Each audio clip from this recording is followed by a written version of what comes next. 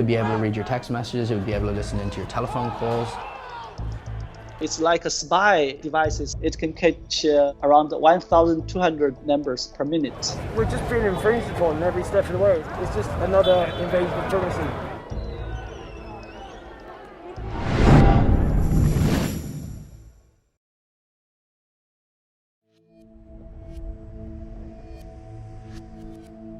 So we're here at the Ecuadorian Embassy where Julian Assange has been holed up for the past 3 years. The last few times I've been here I've observed some really strange signals coming from mobile phone towers. It's pumping out some weird shit. Richie is a technology expert who works for global surveillance watchdog Privacy International.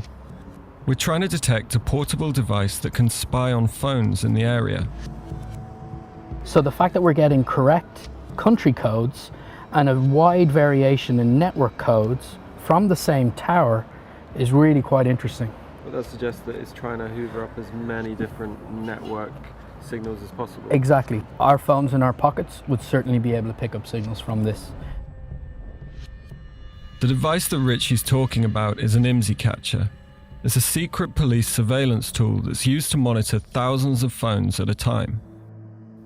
When it's switched on, it takes a record of any phone in the area and can intercept their messages and calls.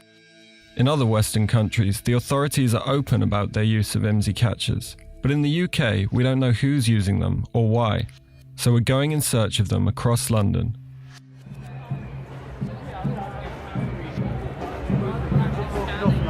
We've heard that police are using IMSI catchers to keep track of large demonstrations, so we come to the middle of London to the biggest anti-austerity march in years to see if they're using the technology. We met up with Richie at the protest. How's it going? His equipment can scan and detect IMSI catchers in the area. So it's kind of like a sonar. If we're closer to it, it'll say on the software and it'll let us know whether or not we're hotter or colder. Exactly. IMSI catchers are hard to detect because they pretend to be mobile phone towers. Our scanner let us take a close look at all the towers in the area. So what we found here is another tower that is a British tower, but doesn't appear to be tied to any given network. We hopefully will now try and move closer to the tower itself and move through the crowd and maybe set up in front of the crowd to see if we can see it move by us. Oh, there's 77 now has showed up. There it is. It's one of the strongest towers, not the strongest tower, but it is one of the strongest towers. So it's back. Seems to be. So somewhere around us is Tower 77. It'd be extremely useful to the police operating an IMSI catcher in the area, as they'd simply be able to hoover up the communications and listen in on phone calls and text messages and data without any real effort at all. Our scanner had detected signs of an IMSI catcher moving through the protest, but we couldn't pinpoint it. We decided to ask the police. I was wondering if you know what an IMSI catcher is, or an IMSI grabber, or a stingray? Stingray? Yeah. Like a shark? I was just wondering if any of you know what an IMSI catcher is? What's your answer to the question? Why won't you answer the question? I can neither confirm or deny that. So you have heard of it? Wow, I can see that. Oh, wow, okay. Do you know what it is? I can't confirm or deny that. Why can't you confirm or deny? Because it's beyond my pay grade. But you do know what it is. You've heard the name before. Enjoy your afternoon, and you too. Clearly, some of the officers knew what we were talking about. We issued 48 Freedom of Information requests to police forces all over the UK, but they all refused to give us a straight answer of whether they were using IMSI catchers. We wondered if IMSI catchers were being used in other parts of London. All right, let's scan some towers.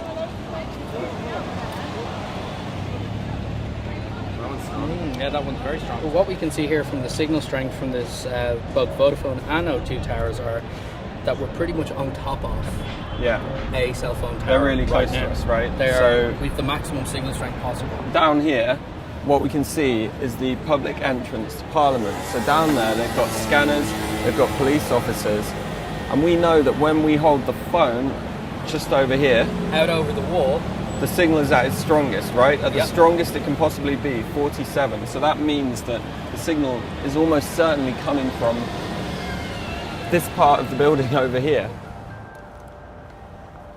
Whatever we'd found in Westminster, it wasn't public knowledge. the House of Commons told us there were no signal boosters stationed there. Trying to get the authorities to speak to us on the record about surveillance has proved very difficult because there's a real lack of transparency. But there is one person who's challenging this culture of secrecy, and that's the MP, David Davis. We found strong indications of IMSI catchers in various locations around London. Do you think that's a cause for concern?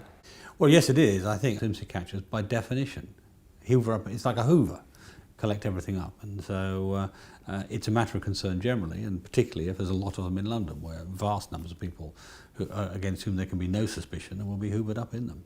What would you say to people who say that the storage of their data is something they don't need to worry about because they're not breaking the law? Eventually, somebody will misuse it. It won't necessarily be the government.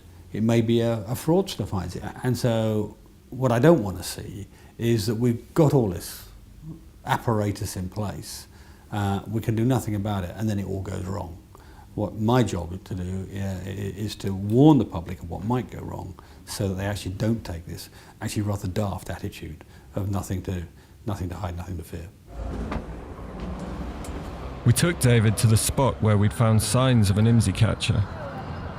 There was a very strong signal coming specifically from just this area here, which strongly suggested that there was a mobile phone base station or possibly an IMSI catcher in place right here.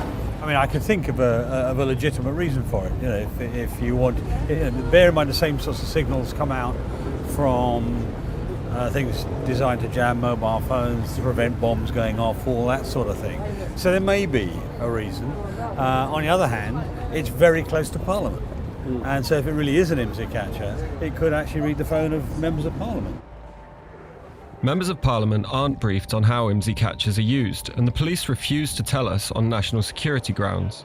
So we went to find the companies that sold them. And now the latest releases, 2015. When countries go shopping for surveillance tech, this is where they come. Milipol in Paris, one of the biggest state security expos in the world.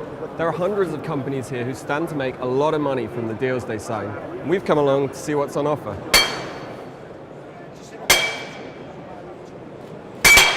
Exhibitors and visitors come to this Milipol exhibition. We try to match business meeting between exhibitors and visitors. So the state representatives will meet somebody from the supplier, maybe a security supplier, and they'll go into one of these booths and they cut use a this deal. area to get to their business meeting. I was just wondering if maybe you could tell me a little bit about your work and... Oh, you're not allowed to speak to media? Oh, you don't do media. Is there anybody I could speak to here about... No? Okay, sure, thanks. Can you tell us at all about what your company does, or... No? Okay. All right. Not everybody wanted to talk to us, but then we found what we were looking for.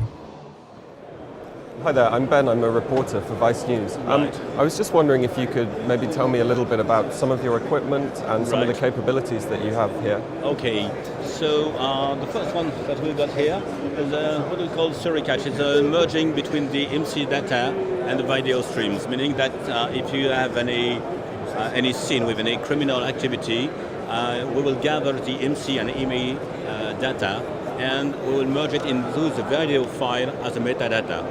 So it can be either in your pocket, in a car, in any device of this kind, which looks like an electrical distribution box. You have at the same time the camera and the place for the catcher and the timer. So everyone on that street, it'll collect their phone IMSI number and deliver it to you, whoever's in shot of the video. Mm-hmm. We've just introduced yesterday this new development. Wow. Once a government or a law enforcement agency has bought it, then it's really up to them how they use it. There are all kinds of ways that they might decide to deploy it. That existing within their legal framework, obviously.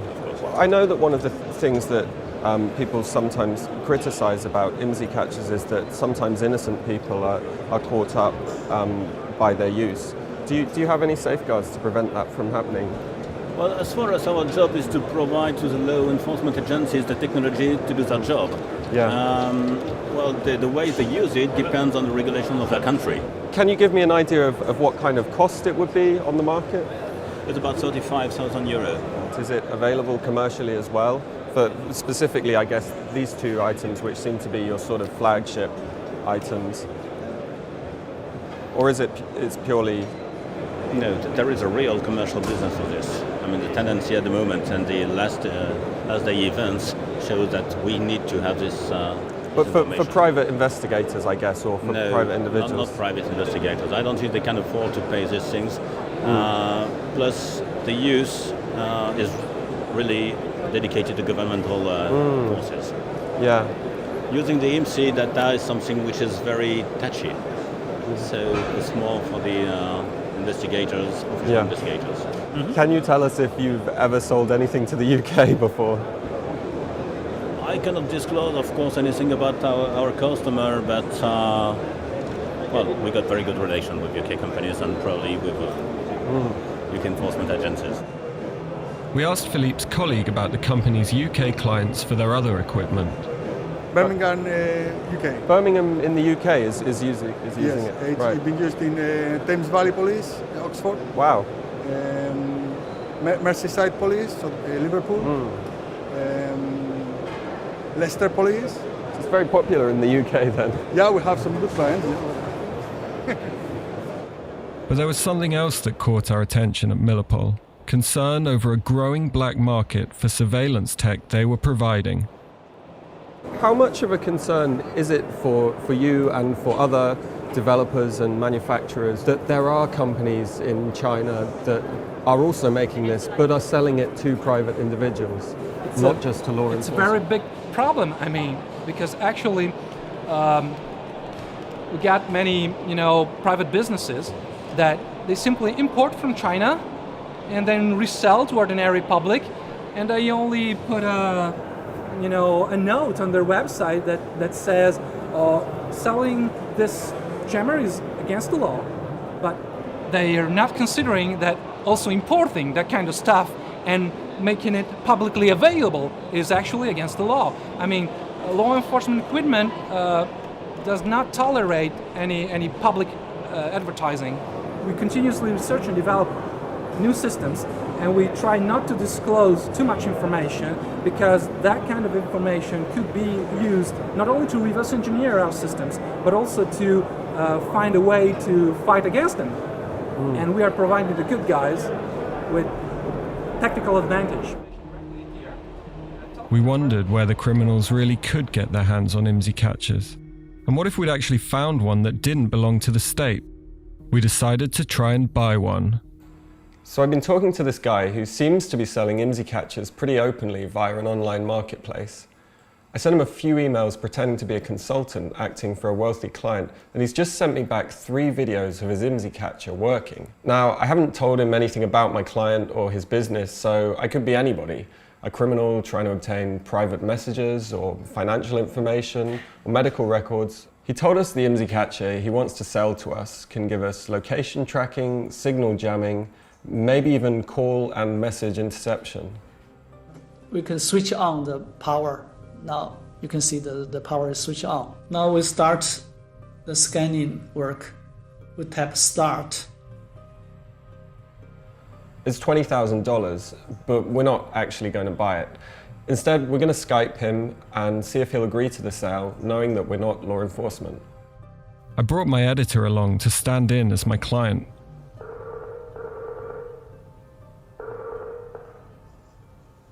Hi, is that Edward? Hi. Yeah. Hello. Hi, Will. How are you? Hi there. I'm Will. Fine, thank you. Hello. This is my client, Kevin. Hi, how are you? May I ask, obviously I'm representing a private company, and I have a certain concern that you'll be sending something to Britain. Do you think that will get to me okay?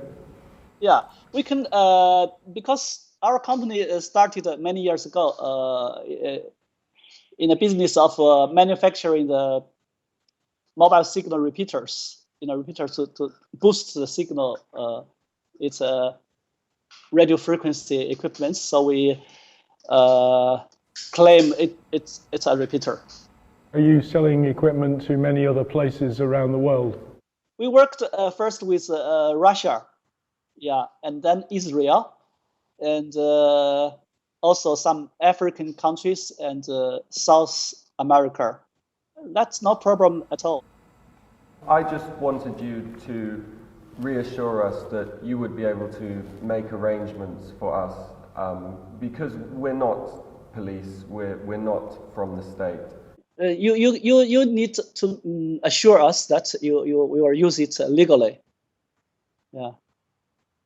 And we make arrangements according to your requirements. That's no problem. Great. Yeah, I'm going to go back and talk to my client now, and then I'll be in touch with you over email. Thank you. Thank you, sir. Great to speak to you. Thank you. Bye-bye. Bye-bye. We brought in Richie from Privacy International to show him what we'd found. Where is he based? He says he's based in Hong Kong.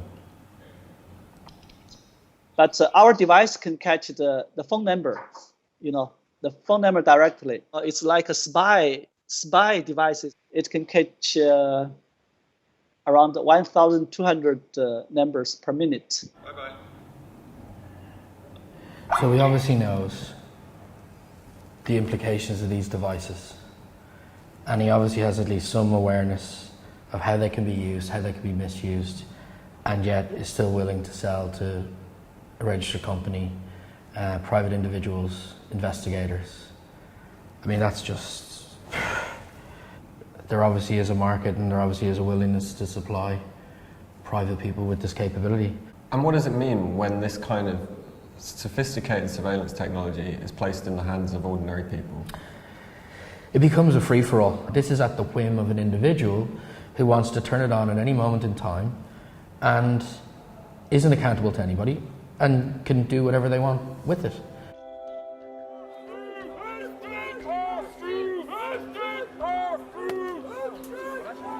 The surveillance tech industry is worth billions, and as fear of terrorism increases, business is booming.